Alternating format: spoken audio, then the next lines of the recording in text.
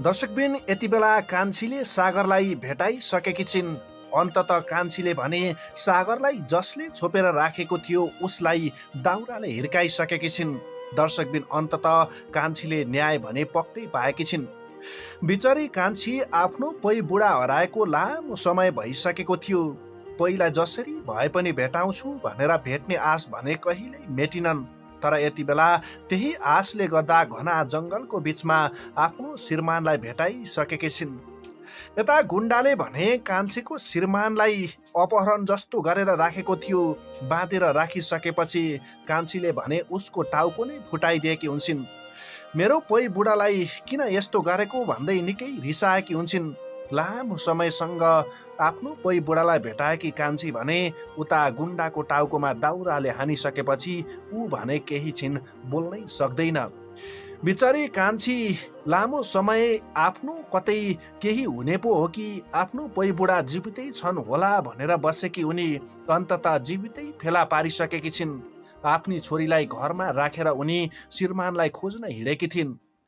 लामो दूरी यात्रा गरिसकेपछि कतै मेरो श्रीमान जङ्गलको बीचमै हुनुहुन्छ कि भनेर उनले शङ्का गरेकी थिइन्।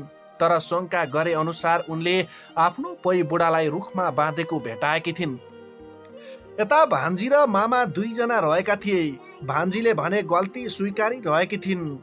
तपाईकी गल्ती छ मामा, यो सबै सागरलाई यस्तो गरेर के पाउनुहुन्छ भन्दै थिइन्। तर मामाले भने यसलाई फसाए मात्रै म उम्किन पाउँछु भनेपछि जब आफ्नै मामाले त्यो सबै भनिसकेपछि उनी भने केही बोल्न सक्दिनन्। केही बोल्न नसकेकै कारण यता मामा भने झनै उफ्रिन थालेका हुन्छन्।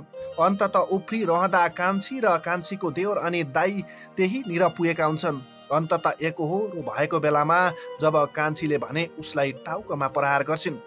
बिचरी कान्छीले आफ्नो पै बुढालाई त्यहाँबाट उम्काउँछिन्। उम्काइसकेपछि अन्ततः यति बेला ती मामा भनाउँदा यानकि जसले गुण्डा जस्तो काम गर्यो उसलाई भने प्रहरीसँग उनले लगिसकेकी छिन्। हो बिचरी कान्छीले भने निकै दुःख पाएकी थिइन्।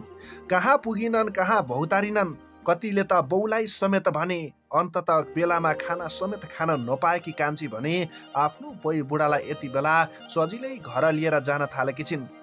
यता पै बुढा पनि निकै खुसी भएका छन्। लामो समय भयो न त खान पाएको, भोक भोकै त्यहाँ राखिएको थियो।